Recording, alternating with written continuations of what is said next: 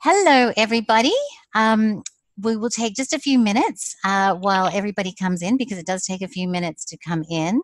I'm very excited about this talk today with Julia. I've been waiting for this for a long time, and I know that a lot of you guys are really excited about it too. So we're very blessed to have you, Julia. Thank you so much. Thank you so much, Denise. I'm so excited to be here. This is such an honor. It really Oh, is. it is for us, absolutely. We're so blessed and honored to have you. And I was explaining to Julia that so many people have been really excited about this talk, and I think it's because of the importance of the information. At the end of the day, Mhm, it's crucial for us to understand our mhm. place as humans and or more than humans. But it's really important to understand that. Well, it is. I mean, it's like you said, it's a popular subject. I mean, we're all going to die. Yes. That is the way it is for the human part of us, but the soul does not die, and that's what I think is so important here. We want to know, well, what then happens? Okay, we know Exactly. this part dies. What happens to the rest? Exactly. Well, look, I'll tell you the reason why we are so fascinated with this subject in magical Egypt is because the ancient Egyptians Mhm. were obsessed, seemingly obsessed with it. And Right. so I thought that for our people at Magical Egypt to have somebody walk us through the death experience and the afterlife experience, it would give us a little bit of information to see why they are so obsessed with it as well. And what we've found is that at Magical Egypt, uh, if we go to experts outside of the field of Egyptology, we're able to get like a bigger picture of what's actually going on. So we're really excited to have you with all of your experience to be able to tell us what you've learned about the Mhm. afterlife. So, if you wouldn't mind, would you give for those people that might not know, I don't know if there's anybody like that, but a little bit experience of how you and your mother came to this information? I'll try to keep it as brief as possible. My mother just happened upon it. I mean, it came from actually my father who started it, and he was just like a he was taught hypnosis back when he was in the military, and then he just started doing it with people just as a hobby kind of thing, and found out he was very good at it. Well, and so as they kept going, my mother was assisting him because they were just doing it for habits and then helped the men as they were going back to the fields in the war. And so he was just doing things like that. Now, they then got this one case where if someone with medical issues was needing some help, and so he was working with her. But then she was questioning about reincarnation. Wonder if I've ever lived before. And was in the 60s. So everybody has to understand this is before. Are you familiar with that, Denise? You may not be old enough. It's like the 60s didn't have anything. Sure. not, No, not over yeah, I was born in the 60s, but I do know that all these subjects really kind of came Mhm. out, and Yeah, that they only exactly. started to be, the genesis was in those days, indeed. Yeah. Right. Yeah. And so they just happened, this person, he just kind of just kept experimenting. It was all an experiment. Actually, everything my mother's ever done has been an experiment. It's just, well, let's just see what we can do. And then we find out all this stuff. So that's kind of what happens. They just went and they just kept going back further and further in this life. And then all of a sudden they broke through and they were in another life, in the 20s. And so then that led to a whole other adventure. But then, so we'll move fast forward because my mother was exposed to that. She was helping him as we were all growing up and leaving. Then she was like, well, I want to go back into that because it was time travel to her. I mean, you're actually literally there in these other times. And that's a whole other concept, which is so it's fascinating, is that you're not, it's kind of like you're remembering, but these are different timelines that you're visiting when you do this work. And it's so really cool because you can tell you're here and you're also there and you know things that person knows, so you're actually there. So that is very cool. So that's when she got into it herself. My father he was getting out of it. And so she was getting in. And so she kind of created her own technique and proceeded forward. And that's where we get all of the information that she has. She started with historical things because that's her love, was history. And then she started getting into some of these different things, these wild, like the metaphysical concepts, and it went through all the UFOs and everything. So I mean, it covers everything. I grew up with all of that. I was hearing about it all the time as she was doing it. She'd always come back and, oh, guess what I did now and stuff. And I was over here in another world. I was in nursing school and going through my nursing things. But a good thing is how we got together was I was the guinea pig for her. So I mean, when I would come, I mean, there were other people too, but I was a big one as far as I was always game. Let's go. Let's try it. Why not? And so all of her new things that she was learning, she would try out on me. And so that was kind of the beginning. And then as we kept going, later after a while, she started being told that she needed to teach this because there were so many people that needed to have a session, that needed this help, and she couldn't do all of them. So shortly after that is kind of when I came into the picture. I left, I was pulled, I didn't leave it, I was pulled out of my nursing career and said, you must be here, you must help her. And so isn't that amazing? Kind of created it. One of the things that I found fascinating about this is two things really, is that there was the work about the past lives, and then there was like an accidental slip into the between life space. And the second thing that was really fascinating is how consistent the reports were across many people. Right. Because when she would, anytime you would go to another life, she always took them through the death process, because that's very, very important to go through that death process. A lot of people, the way they passed in another life has to do with a lot of problems they're having in this life, or vice versa. We're having these problems because of the way we passed, whatever. It just kind of carried over. And so that's why it's very important to know, to let them go through that process, because usually they can eliminate so many of their issues in this life just by doing that. Wow. So she could take them through the death process, and then she was curious too. What happens next? So she would just keep going. It's a journey, so let's just see where you go. And that's where she got all this information. And yeah, it's from thousands of people in their cases, and then she just compiled it all into. But it all came, like you said, it's all the same. They were all coming up with the same thing. So she's like, well, that's like scientific evidence, and you keep getting the same answers. That's exactly what a scientist would do. They would rule that as, there's proof because it's the same. And I think that's the thing that gives it so much credibility. You know what I mean? Is it wasn't just one guy that went on a trip and came back with this story. You've had thousands of people, and it's kind of like a jigsaw puzzle too, because someone will tell you this bit and they'll have a little bit of that, but the other person will have that and a little bit of that, and you're able to really paint a picture.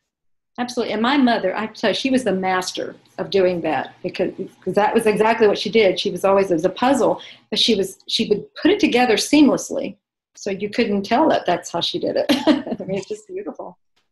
Well, Julia, can you tell us a little bit about the death process? What have you learned about the death process itself, besides the healing power of going through it, or in addition to? So let's talk a little bit about the death process. Right. Yeah. From the healing from going, like when you do a past life regression, it's healing to go through that process to help for this life. Okay. So that's how that's healing.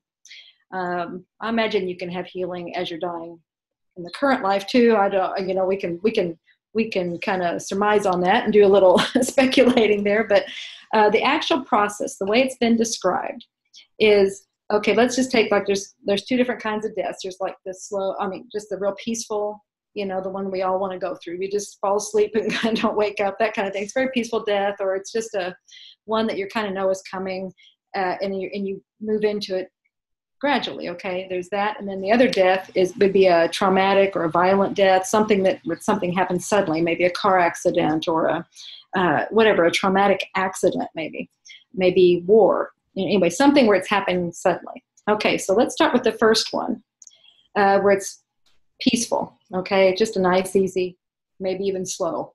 Okay, and then you just die. What they said, what happens there is, what they feel is like they get very, very cold, and then in the very next instant they're standing beside the body. So it's just like a second of something odd, and then they're standing next to the body and they're looking at the body and going, well, they feel so good to be out of there, because there's that body with all these limitations, and they know immediately that they don't have those limitations anymore, and they can do anything and be anywhere, and they're just free. And that's usually how they describe it: I'm free. And sometimes I look back at that body and I'm like, I had no idea I looked that bad. They are ready to get rid of that body. And that's one thing that's probably, I'm sure probably everyone in your audience knows this, is that, that nomenclature is, we are not our body, we have a body. And that's an important distinction for when you get to this part, because that's what you're doing. You're just shedding that body. It's like a suit of clothes that you are wearing for this event. Let's call it an event, this adventure. And then now you're done with it. It's worn out. So you're going to let it go. And then at some point you'll get another suit of clothes. That's basically it. And then they've also described it as, it's no different than if you get out of one chair and you get into another. See, it's so simple. And some people we're so afraid of it because we think it's going to be painful and it's going to be all this agony. No, it's not. It's very easy. It's very simple. And then you'll go on. Okay. The traumatic deaths, usually because they're so fast and sudden, usually the people, they're pulled out of the body so fast, they're not even aware most of the time that they're even gone. And so there's a lot of confusion there because they're still trying to piece it together. They think they don't know this happened to them. So that's part of their learning process, is realizing that this happened. And then, but see, that's the same way. They don't actually go through the trauma. As soon as the body is something's starting to happen, the soul's out of there. It's not going to stick around. And that's so comforting for people who have had loved ones pass in that way, to know that they didn't feel anything. They were gone. That soul knows what's about to happen, and it's out of there. I'm telling you, it doesn't want to stay. It has no desire to stay. So I have to say, I'm not afraid of death, or of what happens. It's that moment is the thing that scares me. And so it is very comforting to know that you don't experience. I had a very bad car accident. I broke my neck and I survived. But, and that I don't remember any of either. You know what I mean? That was just completely gone. So it's just lovely that it's the same way when you die. Yeah. Absolutely. Did you have a near-death experience, or did you have anything like that? Some of those reports? The only thing that was strange that happened to me was that I had a car accident. I broke my neck.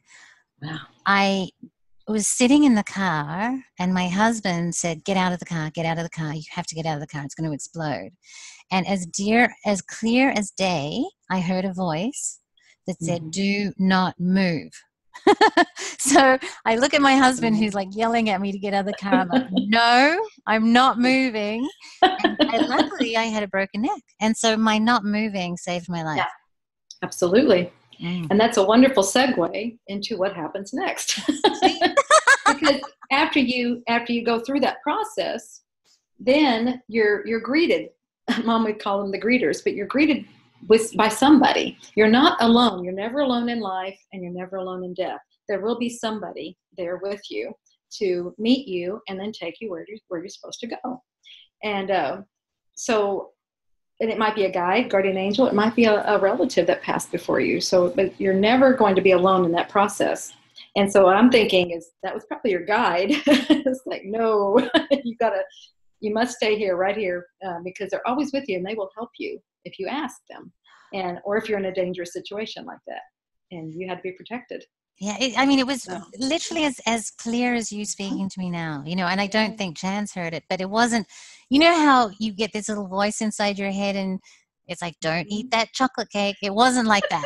It was like, I could hear it. So it's amazing. So it had to be loud enough. So yeah. Sorry? It had to be loud enough and that you would listen to it. You had to know that. Listening to I don't want to bore everybody with my story, but I think my car accident was me not listening. Because I can see. Yes, because accidents are never an accident. It was trying to tell you something. Exactly. Hello. So I got the big hello. Well, then look there, and then you finally heard. Yeah. You were listening. Then you listened, and they're like, yes, she got it. She finally got it. Look what it took to get her there. Stubborn, slow, I don't know. I'm the same way. I am totally the same way. But now, though, are you more receptive to hearing now that you've had the big hearing? Yeah. Okay. Yeah. I promised them, because I call it the etheric 2x4. I was hit over the head with what I felt like was a 10x6. It was like, it's like kind of like I would call yours a 10x6. That was a major message that you had to get to do something. Well, that's kind of like what I had. And so I told them, okay, look, from here on out, I will listen to you, because it was the same thing. I wasn't listening. It usually is. And I said, I will listen. I promise I will listen. Just don't ever do anything like that to me again. Just, you please don't. And so I'm hopefully, I still find myself being stubborn. I think that's just that part now. And it takes me a little while to realize, they're leading up to it again. I promised, and I'm not doing my part.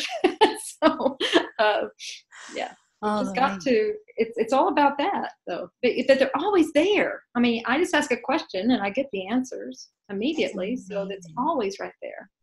That's hopefully, we'll all get to that point, Julia. Everybody has that ability. It's just a matter of believing that you can, and then you will.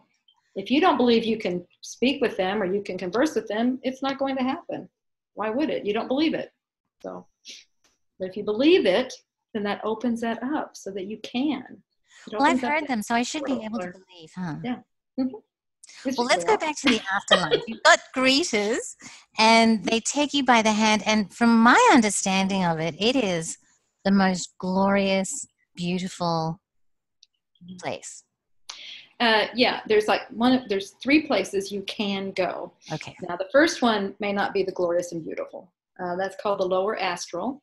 And that's kind of, it's kind of like what you think. It's lower. It's like a lower frequency area, because you're always going to go, when you cross, you're going to go to the area that your frequency is resonating with, where you're vibrating at. That's always where you're going to do.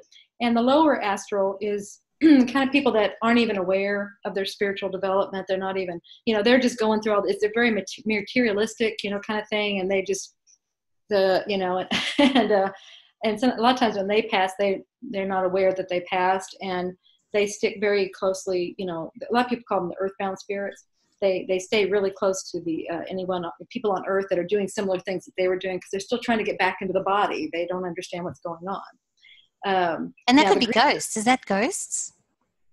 Could be. There's several explanations for ghosts. Yes, that could be. Absolutely. But the greeter is there for them as well. But because they don't believe, it goes back to that belief thing, they don't see them. So as soon as they kind of start getting bored with this whole existence and everything, then they're kind of going, well, what else is there to do? And about that time, that's when they can see the greeter, and then they can be taken to somewhere, to wherever they're supposed to go.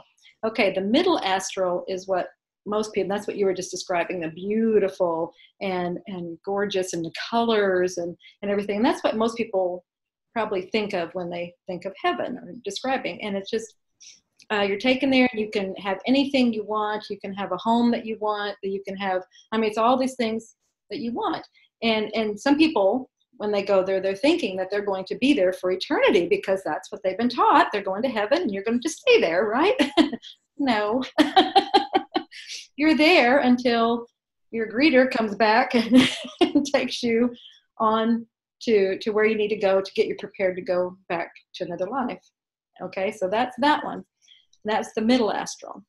Then we have the upper astral, which is also beautiful, but its biggest thing is learning. It's got the Temple of Wisdom complex that has all these fascinating places. Now I can go right into that unless you want to just delve into please. That was going to be my next question anyway, so that's gorgeous. Yeah. Okay. So the Temple complex, Temple of Wisdom complex, I'll get it all, is pretty much just like, it's almost like a university the way it sounds, because it's got all these places right here. They have the healing room, and I'll describe each of these in a minute. The healing room, you have the tapestry room, you have the library, and you have schools. Okay, so that's kind of, it's like you have all these different buildings that have all these things. Now, the Temple of Healing, that's where usually like after death, if you've had a really long, slow death that it's really been, in that way, it's kind of traumatic on you. Or if you've had a traumatic death, something, any kind, then you'll go there. And that it has like crystals and jewels in the dome of this building. And when the light comes through, it shines all these colors on the middle of the room. And so you just go through that, and those colors will heal you. Now, where have we heard of that before? Didn't the Egyptians do something like that? Indeed, yes. Okay. And that's what we're bringing back, is a lot of that information, that knowledge. Is because how many people, you see a lot of that now, people are healing with colors and with sound and things. Well, see, that's where they're bringing that from. They know this because we can actually visit that while we're alive. You just have to imagine the place and you can actually go there. It's okay for anybody to go there, not just dead. So it's literally just a matter of imagination. You don't have to get into a meditative state. Mm-hmm. You're like, okay, I really would like to go to the temple of healing and imagine it, and you're there. Mm-hmm. Yeah. A really good time to do it is like at night, right before you go into sleep. And then that way, then that's where you'll go, and you'll probably have really cool dreams of some of that stuff, or you may not remember anything. That's okay too. But if you go to bed with that intent and you imagine it, you'll go. Wow. Okay. And then like you were just saying, you can just do it anywhere. And you'll go there. But that goes back to that believing. You got to believe that you're doing it. So just imagine it. That's really how simple most everything is. You just imagine things and you are taken there, because we're just energetic beings. And so that energy is what moves us quickly to places. Sure. It's amazing. Look, I think it's Bruce Lipton says belief is binary. You either believe or you don't. You kind of can't of believe. Exactly.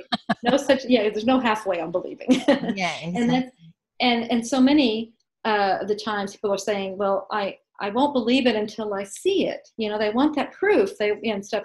And it just doesn't work that way. You have to believe it before you'll see it. You're not going to see it until you believe it. So and what I say is just try something small that really you don't have any emotional connection to. And that way you've not got nothing to lose if it doesn't work. Okay, because usually we're trying something big, and it's like we have all these, these things attached to it, and that's what's, oh no, I got to see something before I do that. Just try something that's really small, you have no emotional attachment to, you really don't care if it happens or not, and do it that way, and then see what happens. And what's a good example of that, Julia? Like what's an example of something small that we could test? Well, you'd like to create something. I believe that I can manifest a cappuccino for myself from nowhere. Somebody's just going to give me a cappuccino without my ordering it, or something like that. Just something simple. Okay. Or I'm going to find some money here today, or whatever. I'm going to manifest money. I believe that I can do this. And it's just maybe, but it's not a lot of money. It may be a dime, whatever. You have different coins over there.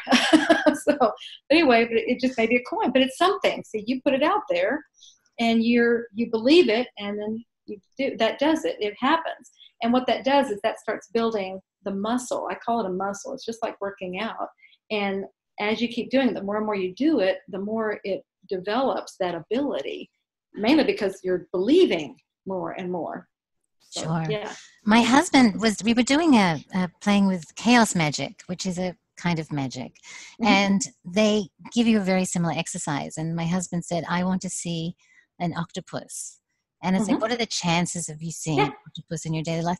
And here comes a bus with a big purple octopus painted on it. And it's like, oh, wow, okay. That's exactly it. That's exactly it. Yeah. Yeah. Do it something that you don't think that, like you said, the chances are kind of unlikely. But like I said, like a cappuccino that you don't order. See, that's not something that you're making happen that way. See, it's just something that sure I want to do this, and then it will happen. You just believe it, and it will happen. I promise you. All right, I'm going to work on that belief thing. It's kind of like if you ask me, do I believe it? Mm-hmm. I would say yes, absolutely. Mm-hmm. But if it's kind of like I'm on a cliff and I've got to jump off, into it? Do I Yeah. believe it that much? Yeah, You know? if your feet are nailed to the floor and you're, and you're being, yeah, it's like, well, I'm not sure now. Yeah, it's like, oh, do I really believe it that much? But I know. All right, so we go and we get healed, and then from there where do we go? Okay, well then there are these other areas. You have, the tapestry room. It's very interesting, and that kind of tells us like who we are in the world, who we are in all of creation, really. It's this huge tapestry covering this wall that goes on forever, really. And every person is a thread in that tapestry, and they're interwoven among all the other threads. Like say maybe you're this one and there's one that's going this way. But the thing about that is you may think, well, I'm just one thread. But that one thread, because of the way it's interweaving, it actually touches every other thread in that tapestry. And your thread is like all of the lives that you are living. So it's representing all of that. So in that way, we realize how connected we are to everyone, and how things that we do in different places or things, those are all affecting. See, everybody's affecting each other by what they're doing. So that's kind of when you're really conscious of that and want to work with that, then you do things differently. You don't just let things just happen. You go with a different attitude toward people and toward events and what you're doing. And not just people too, though. Like you said, it could be animals or plants or anything. rocks. Anything, yeah. Everything has consciousness. That was one of the biggest things Mom first discovered when she was doing her sessions. Was they said, you must understand everything has consciousness. And we mean everything. I mean, things that you would consider inanimate, like tables and the floors. I mean, when you start going there, your mind can go, oh my gosh, but you'll treat things a little differently when you realize, wait a minute, that could have been me another time. And you're now realizing how you were treated. And so you're going to treat things a little differently. My computer definitely has consciousness. It has moods. Yes. And what's another one? Oh, go ahead. No, go. You sweet. Go ahead, Charlie. Well, I was going to say, what's another machine that we know has personality? Exactly, our automobiles, because we even name them. I don't know if you do over there, but we do. We do. Okay, yeah, we get connected to these things. Yeah, they have consciousness. They have personalities. Well, then that's why they have personalities, because they have consciousness. Indeed. Now, you were talking about lives, lots and lots and lots of lives. Mm-hmm. Have you got any idea how many lives we actually do get to enjoy? Oh, they say hundreds and hundreds of lives. And they are anywhere. They're not all just here on Earth. And even on Earth, they're not just in one location. They're all over the place, because you've got to have all these experiences. When you came in, you said, that's the whole goal or the whole idea is to have as many experiences as you can, because you're like a learning machine. I just want to pick up all these experiences and learn as much as I can from every different angle I can. I mean, let's just see what all's going on here. And then that's why you can also be inanimate things, because that's a completely different experience, and animals and everything. And then it's not just restricted to Earth. You can be on other planets. You can be in other dimensions. You can be but they're telling me realms right now. I mean, and they told me before, realms is different than dimensions. Do you know any? I don't know that. I don't know anything about that. So do you know anything about that? I'm probably the wrong person to ask. Okay. I'm trying to get that answer from someone. But you know what? I do know who to ask. So I'm going to, and he was going to attend today, but he didn't make it. So I'm going to find out, and I'll get you the answer. I'll get you the Fantastic. Yeah, because that was given to me in a vision, and we're like, you were taken to another realm. That's not a dimension. A realm is different than a dimension. And I'm like, one of the things that where one of the people that was in the symposium was talking about, in fact, Becca was talking about there's 3 realms in the imaginal space, which is kind of a realm that is inside of you, and it's the place that you go when you're dreaming, or for instance when you're on hallucinogens and that kind of thing. So that is an example of a realm, but I will get you the proper definition and send it over. yeah, because in my mind, where we go when we're dreaming is not necessarily a part of ourselves. It's like it's because that's where the soul goes. Usually our dreams that's the reality. It's like they said, this is actually the dream to the real part of us. So Yes, there I've you heard can that that's where you too. get these metaphysical concepts that can kind of twist your head. It's like, oh, I thought I was real. No, it's probably not this one. It's probably the other one. And this might be a bad dream for that one. So, Some days, yes. but yeah, anyway, that was an interesting concept that I would like to know the answer to. So thank you if you can get that. Absolutely. I will get that done for you. All right. So you Okay. have lots of Okay. lives. And when you get, is there a point when, you know, everybody says, this is my last incarnation. I've had enough. I'm out. Is there an out? Is there There an is an end? out. Yeah, there is an end. Your whole goal is to get, to learn. Like I said, you're a learning machine. And the whole goal is to get through all of these things and kind of keep a balance. And that's what used to be called karma. It's not anymore, but that was this thing that kept everything in balance. And so if it was out of balance, you had to do things to get it back into balance. Well, now because of way, it's all different. Everything's moving so fast, and we have about 20 lives within one life. We don't pay them, we don't rectify one life in the next life. We are doing it now. And so it's more like an accountability. You're accountable for your actions, and you're very responsible for them. So that's where you're realizing, and if you do something, it's going to kick back on you. If it's, real quick and you learn right there. So the whole thing is to be learning that faster and faster. And you're always learning, doing more things, having more experiences to learn more. And in that process, you want to keep that balance. And so that's the whole thing. Now, once you've pretty much learned, I guess, everything that you can, I don't know if that's, I don't know when that's determined or whatever, but you do that. It's like you've amassed this huge volume of knowledge and experience and everything, and you've got the balance. Then you can go back to the source from where you came originally. You can go back, and what that does, you're giving all that information, all that stuff to the source, because that's what the source wants. So in a way, the source sounds like this great big computer bank, and you're just downloading all of your information into. Right. And then you can go back out again and do it all over again if you want to. Because remember, you're just gathering stuff for the big guy, the source. So and that's another one that can go, but what do I want to do that I want to just do here? I kind of get it though, because it's kind of the idea that the source wants to learn as well. Mm-hmm. And Exactly. it learns through dividing into us, Yes. and it has to forget things, Mm-hmm. because if you know everything, you can't learn anything, because you know everything, right? So it kind of makes sense. Yeah. And in fact, they said if you knew everything, it wouldn't be a test if you knew the answers. Exactly. And that's kind of what it is when you remember. You already know what's going on, so it's like knowing the answers. Sure. And it's not so much a test, these are experiences, but the same way. You want that excitement of having it for the first time. That's where you learn from, not by just going through the rote actions again. That's, so it's that way.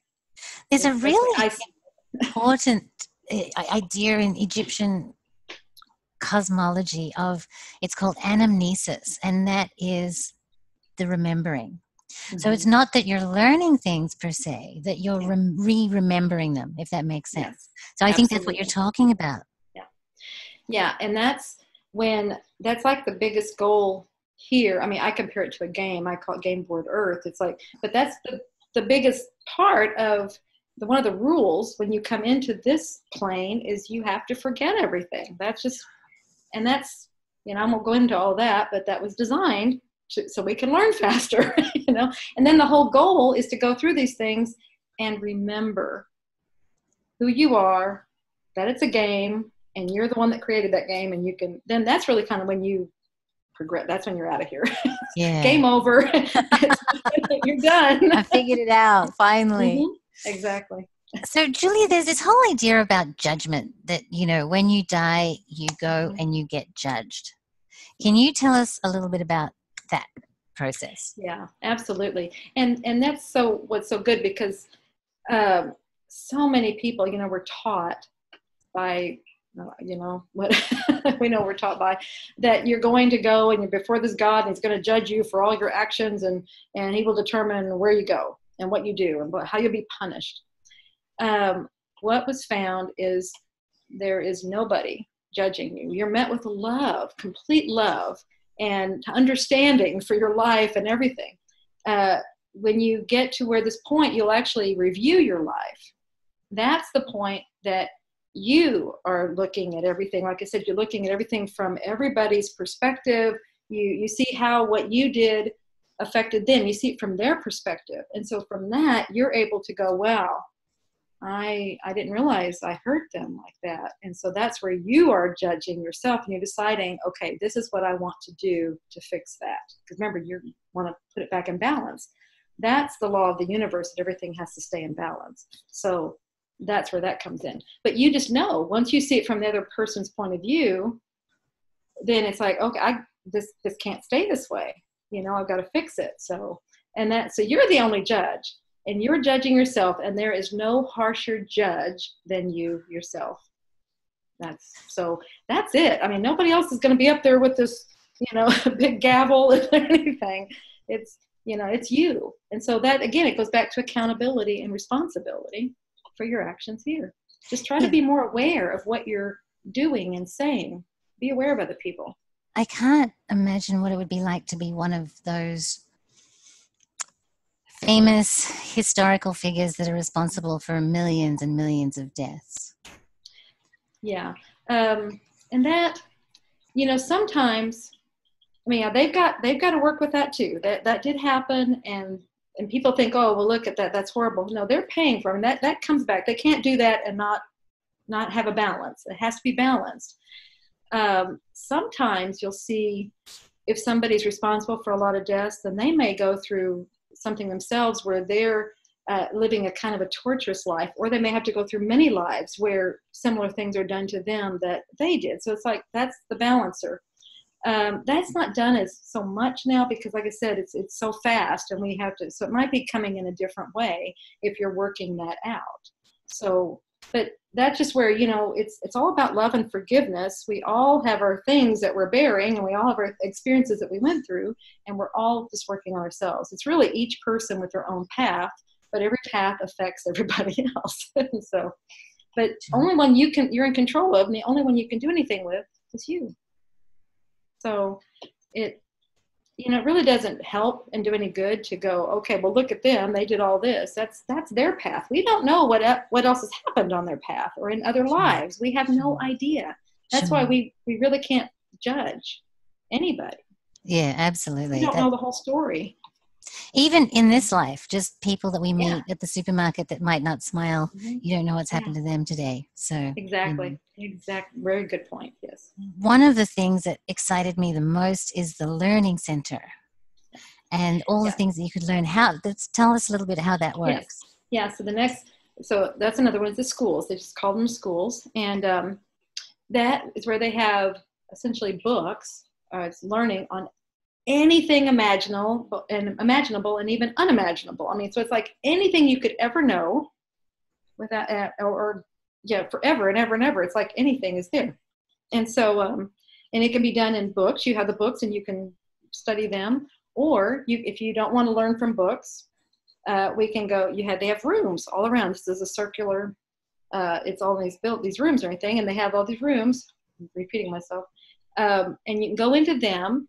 And what they do is they show you the experience, or they teach you the experience by presenting a scene as if you're in it, and it's all around you. It's like a holographic scene. So that way you can learn what that experience is like, or whatever it is you're trying to learn from that point of view. They're just telling me, it's very similar like when we read, how we get engulfed in the story and it all manifest. It's like creating around, we get lost in it. It's no different than that. So it's like the learning is the same, it's just different formats. Sure. Okay. Wow. I love it. They just feed me stuff. So there you have the different kinds now. And that's why I said you can learn everything imaginable there and even beyond. And so we ask, it's like, well, then why do we need to come to Earth or anywhere to learn if you can have everything there? And they said, well, yeah, it can be done all on the side, but it's much faster if you will come to Earth or have any of these experiences, because when you do it all there in the school, it's very similar to learning like chemistry or building or tearing out a car for the guys that like to do that, that you're just learning the theory of it. Okay, well, this is how it would do it, but you're not actually getting your hands dirty and doing it. You can only do that by coming here. And then when you actually go through it, you are doing it much faster than you would if you just stayed there and just kept going through the books and doing everything. Hands-on, So, on-the-job training. On-the-job training, yes. On-the-job learning. It's much, much faster. And also the reason that we come here is for the emotions, because you can learn so much faster by having these emotions. And you don't have them there like that. So that's because it's all book learning. Remember, you don't have emotions in book learning. It's just, okay, sure. How it goes, all right. But then when you get here and it doesn't go that way, it's like, oh, man. And cheesecake. Do they have cheesecake up there? They have anything you want. Oh, so you can have cheesecake. I thought you had to come here to have cheesecake. You can create anything you want, so you can have it. It may not, I don't know, actually, they're telling me it would even taste better. They have better, these vivid colors and everything, so why not? I mean, you're creating it. It's your creation. Wow. Okay, so it's the emotional experience of being here to learn. Because, emotions really are the signal that something is going on, isn't it? You know what I mean? It's and mastering those emotions is a very big lesson for humanity. Absolutely. Mm-hmm. And the thing is, and when you say mastering emotions, we don't want people to think that you become emotionless. Sure. That's not, it's a matter of how to process the emotions. It's perfectly fine to have emotions. That's why we're here. Because we want to learn faster, and we learn by having those emotions. And Earth is one of the ones, I think it is. They said we have more emotions than any other place, and we go through them so fast. The other planets or dimensions, they might have a few of our emotions, but they don't do them like we go from joy to sadness to love to, just like we could do it in a minute. Yeah, it's true. They'll actually shake their heads. It's like, I don't know how you're doing that. That would drive me crazy, but we do it on a daily basis. But the thing is we're taught so much that, it's not okay to have these emotions. It's not okay to feel sad. It's not okay to cry. It's not okay. So what we do there is then we hold it all in, and then that creates problems. But it's like, that's the problem right there, is not expressing the emotion. It's okay to have them, express them, let them move through you, and then go on, because they will go fast. But if you hold it in, then that's when you create problems in your body, because it's going to be held in there. Exactly. It's like, I like to think of them as a wave. And if you let the wave over you, it's when you hold on to it that you do in fact get sick and those kinds of things. Mm-hmm. Right. What about the story about we've gone, we've got healed, we've done our learning, and now it's time to come back. So what is that process? Okay, so now you go before the board. That's what's saying. They'll come and get you. Let's say if you're in the one where you think you're going to be there for eternity, and it doesn't matter where you go, this is going to happen. They're going to come to you and say, okay, now it's time to prepare to go back, and that's where you go before the board. And then that's when your life is shown to you, everything that happened, and then that's when you are making these decisions. It's like, oh my gosh, that was not how I intended it to be, or whatever. And so I need to correct it, and I need to do that, but this person, we need to fix this. And so that's when you'll start making contracts with different people that you really want to do things with and have certain things happen.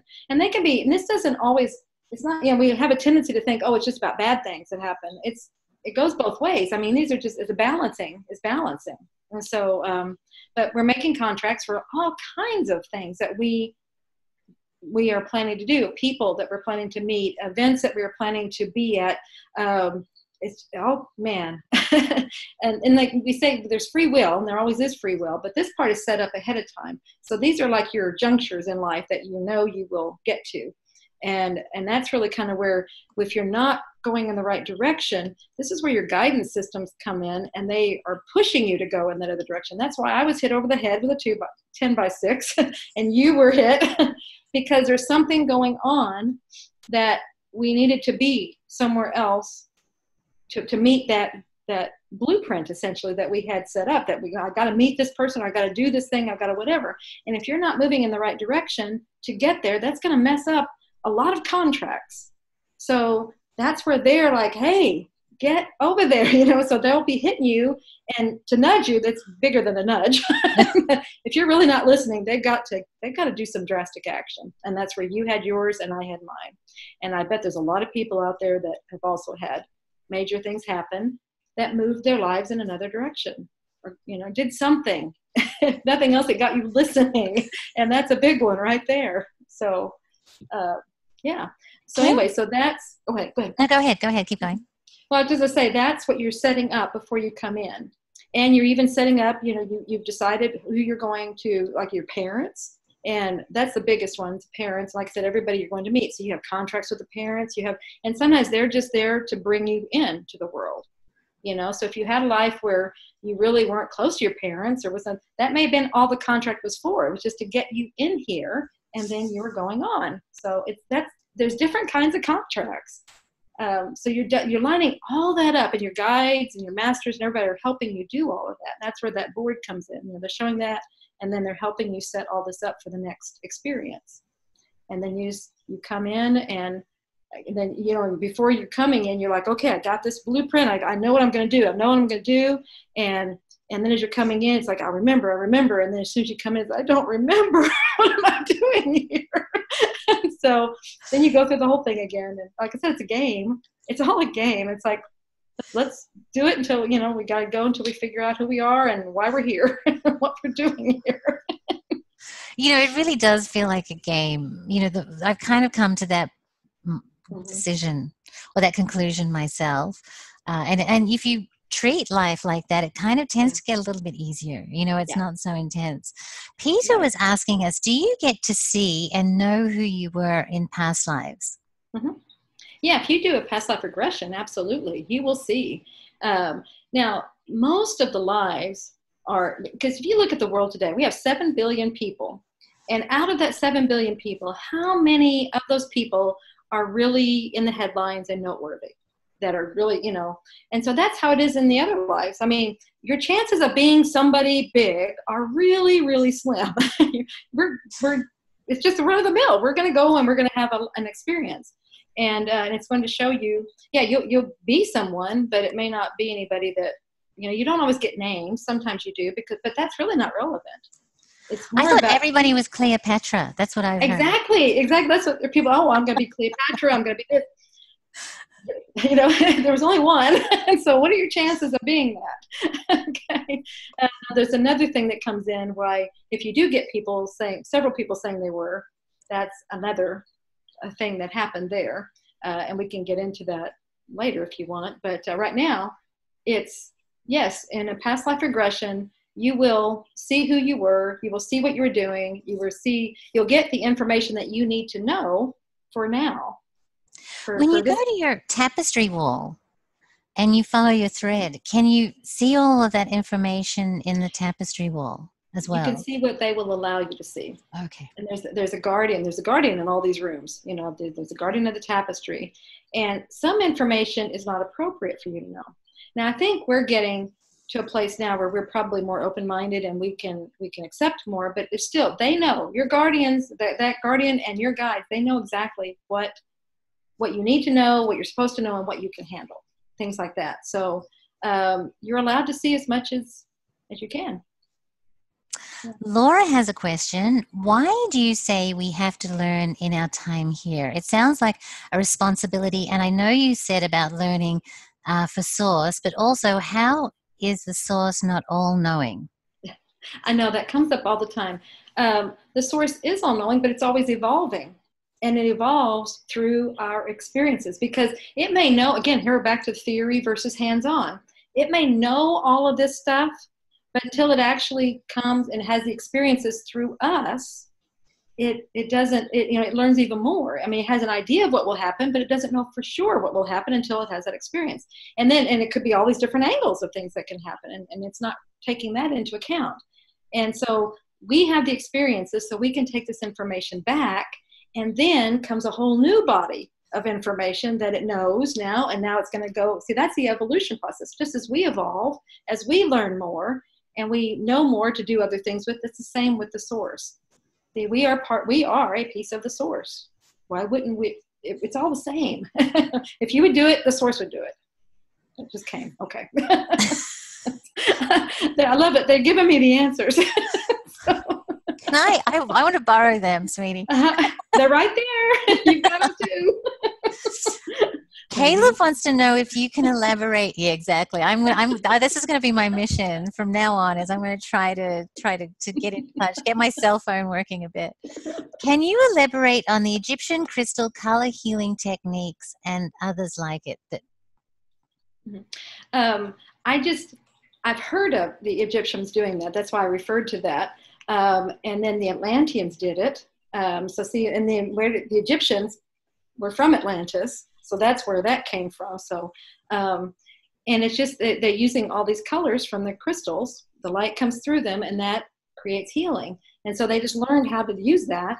And people, like I said, are doing it now, even because they're coming from that knowledge base. They're coming back because there's things that we have to do now that were done before. It's again that balancing thing. We're just balancing out what was done in history. The colors are interesting because each of them has a different frequency. And so because we're energy, it's a frequency of energy, there must be some interaction there. Absolutely. Absolutely what you said, the frequency and everything there, that's exactly it. In fact, if you could hear it, it would have tones. Yes. And they're saying some people can. Some of your audience can. Ah. Someone write in, because that's when they do that. That's why I love it. So some of your audience can. And but they have the tones and the frequencies. Well, you know how music is healing, because that's tones. It's the same thing. It's all frequency stuff. Well, that's what the colors are. So that's what I'm saying. People are using sound and colors for healing now. Well, that's exactly what was done in Atlantis. Yes. And then the Atlanteans, many of the ones that survived went and started Egypt. That was where Egypt came from. So did your mother actually explore Egypt at all in her history when she was going through her history? When it came up. Yeah, and especially like in the convoluted universe, when she started there, she went through all the myths and all the, everything. So Egypt came up there, like the Sphinx and those things. And then there's been other things as far as like what's, what the pyramids, what more about them. We all know they're not tombs. Sure. Absolutely. I'm going to have to get onto those books. Rain is asking me, are guides of a different species, being which don't have the same type of reincarnation cycles, or beings which don't have the same kind of reincarnation cycle? There we go. So are they a different species, and do they have a different reincarnation cycle? Many of the guides, they can be either. They can be ones that have never been here, but many of them are ones that have gone through all of this and now they don't need, or they're between lives or something, but they know what it's like to be here. It'd be a little hard to guide someone when you don't really know what's happening. So that's usually where our guides, they're very close to us. And sometimes our guides might be loved ones that have passed that come in for a while and help us out. But we are all assigned a guide when we are born, and they stay with us our life. And then we may have other ones that come in and out. And so, they might be other species. They might be from other planets. They might be our loved ones that just, before us or something. It really doesn't matter. We're all energy beings. So it's all the same, no matter where they're coming from or what they are. We're all the same. Rain just sounds like a bodhisattva. Is that possible? Well, I guess they could be any kind of incarnation is the bottom line. Wise. Absolutely. To yeah. Absolutely. And sometimes they come in into physical. If they really have to get your attention, they will do that. So and they might appear as a homeless man on the street or something, and somebody you would never, like, that can't be my guide. They've got to be, but they present themselves in a way that you will be able to connect with them in some way, like maybe they need to be that so that you can relate, not necessarily that you would relate to that homelessness part, but you can relate to them as that they're not this all-knowing being and then an angelic thing or something that you just go, oh, no, that can't be real. This can be real, that kind of thing. Sure, sure. That's what I was going to say. Even the greeter, it's like if let's say you've lost your husband and Mm-hmm. all you want to do when you get to heaven is see your Mm-hmm. husband, then Mm-hmm. chances are he may be a greeter. Or if your Absolutely. whole life is I'm going to see Jesus, then Mm-hmm. Jesus may be your Yeah, greeter. absolutely. Comes to you in a form that suits you. Exactly. What you are comfortable with. One that's like you said, if it's what you've been expecting, then that's probably what you're going to get. And All that's, right. and that's good to Yeah. know, It that's what you're is good. It's very comforting. I mean, the whole process doing. seems really lovely. John, I Mm-hmm. think we've got time for one more question. Joanna wants to know, you mentioned earlier about thinking or willing a thing to happen, and it will happen. Ideally, when you go to bed. Sounds like the concept of The Secret, which gains popularity but fizzled out because it didn't prove to be effective. Is that what you refer to, or how is it different Well, to The Secret? yeah, they didn't go all the way. The Secret just gave part of it. They didn't give everything. And that's why it fizzled out, because people are like, oh, all I have to do is this and it should happen. Well, you do this, but then you're going to get feedback from it. And that's going to tell you the next step. You're going to get steps. There's action behind these things. And that's what people forget to put in there. There's a whole process, so it's not just, oh, I'm going to imagine it and it will be. You imagine it and you believe it. And that belief that's the hugest part. And you have to believe with no doubt. And that's, like I said, it's simple, but it's not necessarily easy. Yeah. So you are going through that, but as you do it, you'll start getting more information as to things to do, and you take action on those things. That's the real secret right there. You've got to keep Chris? following through. And I think that's what I identified as well as the number one problem with The Secret, that it wasn't just wish it and feel it and it'll happen. You need to actually take steps. That kind of stuff will happen when you've probably reached the master stage. And, that's what we're working toward. And that will be really fantastic. And if you notice, things are manifesting faster than they used to. So that is, and that's where we've just got to be very careful about what we think. That's why it's not instant, because what if everything you thought manifested? So there's got to be that little bit of time in there so you can go, you can kind of work with it. Yeah, it's kind, because otherwise it would be just so overwhelming. Mm-hmm. Absolutely. Chris was saying, how are we sure it is a past life and not channeling past experiences from someone else where it can feel like it was our past life? That's a very good question. And it may be something, it may be just a life from the Akashic records. It may be just something that you've gone, it's like, and you're experiencing it. But it will probably relate to this life in some way. And does it really matter if it was your life or if it was from a library? And then that was the other place, is the library. Oh, yes. If it's just from, if it's from there and you're just taking it on to experience something for your growth. So does it really matter where it came from? You're going to identify with it probably in some way. And as far as if it's real or not, it's real to you at that point. And that's really what matters, because you're experiencing it, and then those experiences are affecting now. And that's what you're looking at. And look, I think also it's just, it bears saying again that this information has come from thousands of people reporting the same information about a library, about a healing room, about and so when you have literally thousands of people telling you the same story over and over and over and over and over again, it really holds water indeed. Yes, so absolutely. Thank you so much. This has been just delightful. Oh, it's been my pleasure. It's been wonderful. Thank you so much. Oh, thank you, Julie. And I know with all the questions we've had, people have really enjoyed it too. So I really appreciate your time. Thank you for being part of the symposium. It's been my pleasure, my honor. Thank you so much, John. You have a really great evening, and thank you again. Thank you. You too. Bye-bye.